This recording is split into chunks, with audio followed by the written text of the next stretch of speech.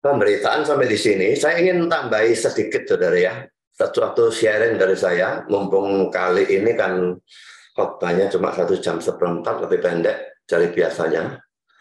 Saya ingin sharingkan sesuatu tentang sakitnya saya kemarin ini, saudara ya. Kalau saya kena COVID, mungkin semua saudara sudah tahu, tapi apa yang akan saya sharingkan saudara tidak tahu.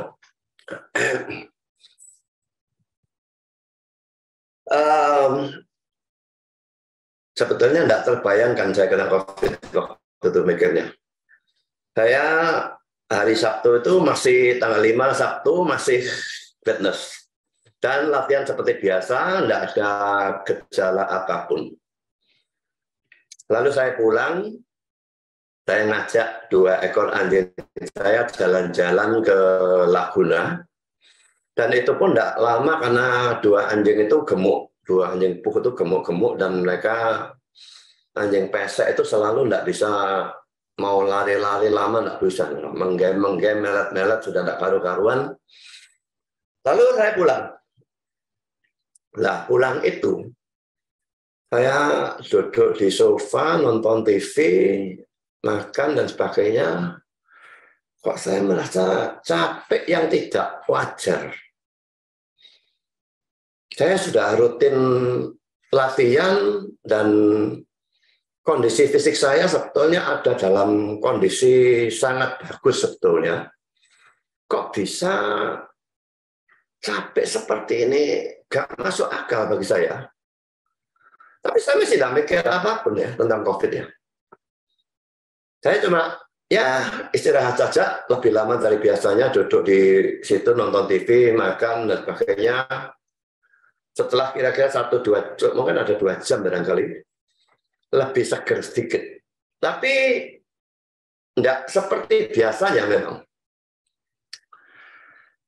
Nah lalu tengah malam, saya memang kalau tidur biasanya start mau tidur itu jam 12 ya.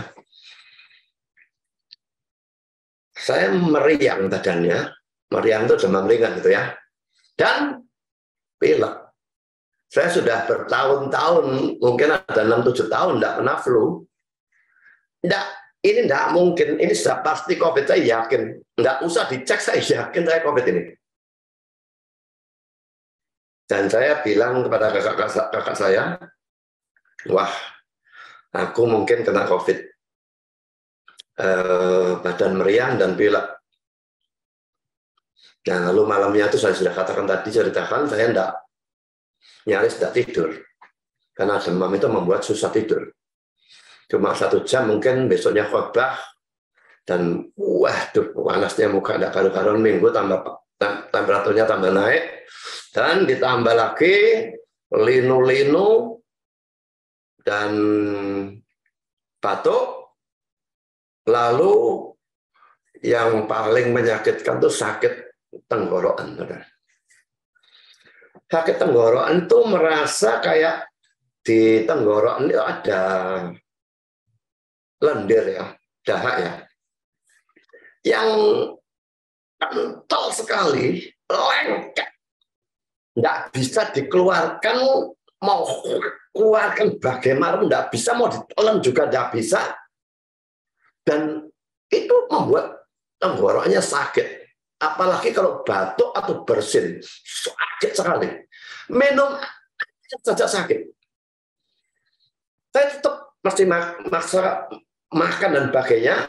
Saya waktu itu pikir, ini biasanya kalau sakit tenggorokan dikasih antibiotik, cuma virus ini bukan urusannya dengan antibiotik untuk bakteri kan. Jadi saya pikir, enggak, saya kasih dulu lah. Tapi setelah 2 hari, wah ini enggak tertahankan, udah pakai sajalah antibiotik. Dan memang setelah dikasih antibiotik dalam 2-3 hari ngedrop sekali. Lalu ditambah dengan obat-obat yang lain untuk mengeluarkan darah dan sebagainya. Lalu saudara, yang jadi masalah pada waktu saya COVID itu, saudara tahu yang namanya Mangku Ardi ya. Moga-moga nanti Mangku Ardi juga ikut mendengarkan kesaksian ini. Mangku Ardi ini kan tempo hari kena kanker, dan lalu saya menggalang dana untuk membantu dia.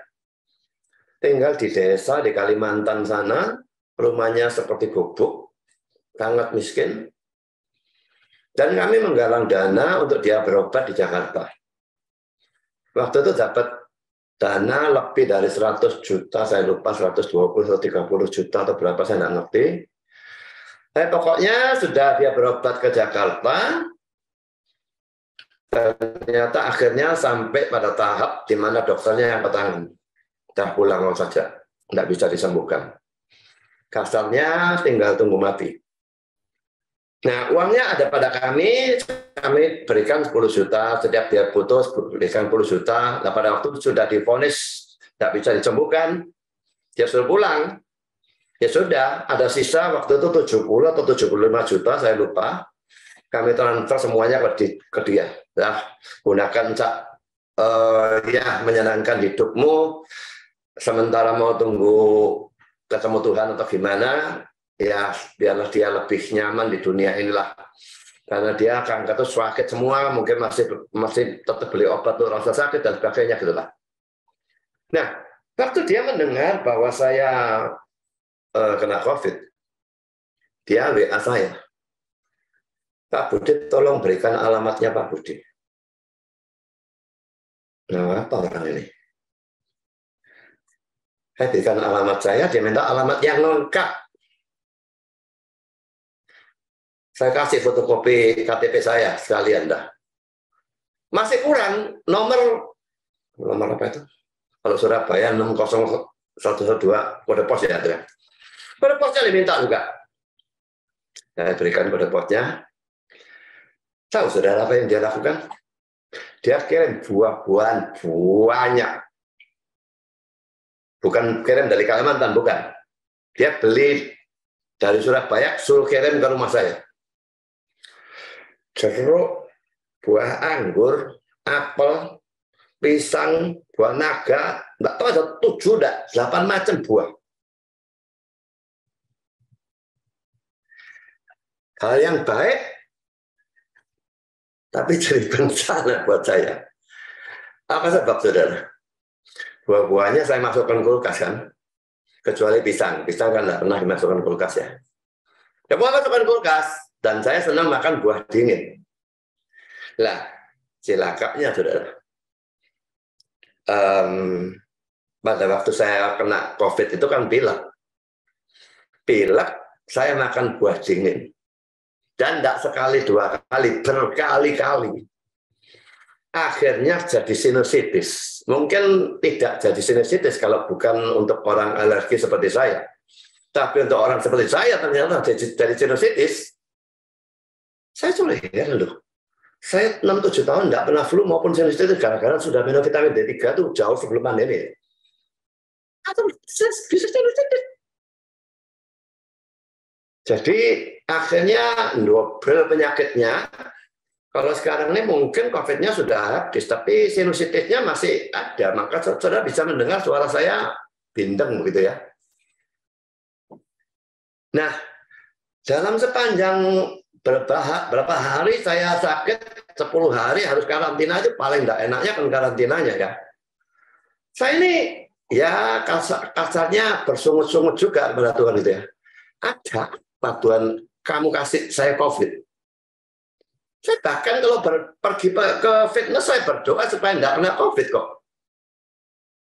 Tidak pernah pergi ke tempat lain apapun selain fitness itu. Dan di fitness memang tidak bisa pakai masker. Dan kenapa kau kasih saya COVID? Saya tidak bisa belajar, saya tidak bisa pelayanan. Ini semua pelayanan berantakan, hanya kebaktian yang saya tetap pertahankan, itu pun setengah mati khotbahnya. Tapi saudara, ada satu orang yang memperhatikan, dan mungkin saudara sendiri memperhatikan, dan saya sendiri memperhatikan. Saya heran kenapa pada waktu